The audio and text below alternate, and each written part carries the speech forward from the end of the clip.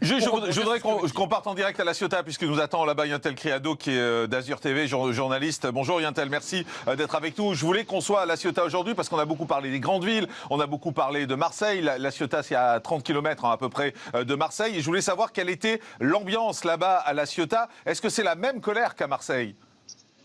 Eh bien oui, ici comme à Marseille, ce n'est même plus de la colère, c'est de la révolte.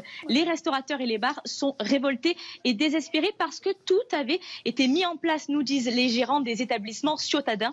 On a tout fait, fermer les comptoirs, le service se faisait uniquement à l'extérieur, les soirées musicales ont été annulées, certains bars offraient même à leurs clients des masques qu'ils mettaient à leur disposition. On a été exemplaires, nous disent-ils, pourtant nous sommes encore la cible première. Tout le monde va continuer à vivre normalement, se rendre dans des centres commerciaux bondés et sur les marchés qui, eux, restent ouverts. Et nous, eh bien, nous sommes sur le carreau. En tout cas, hier, on vous parlait d'une ambiance Paris contre Marseille.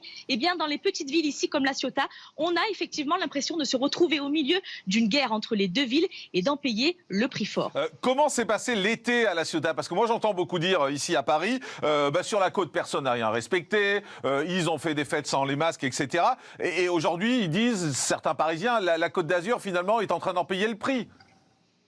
Alors effectivement, les ciotadins, comme l'ensemble des Provençaux d'ailleurs, paient le prix surtout d'une affluence touristique record cet été. La faute à un déconfinement anarchique, nous disent certains habitants. Si la règle des 100 km avait été maintenue, eh bien nous n'en serions pas là.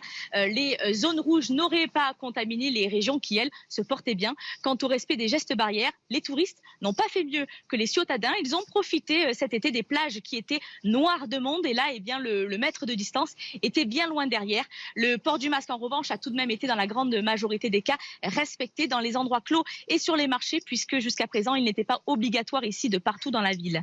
Merci beaucoup. En direct de La Ciotat, Yantel Criado, merci d'avoir été avec nous, journaliste.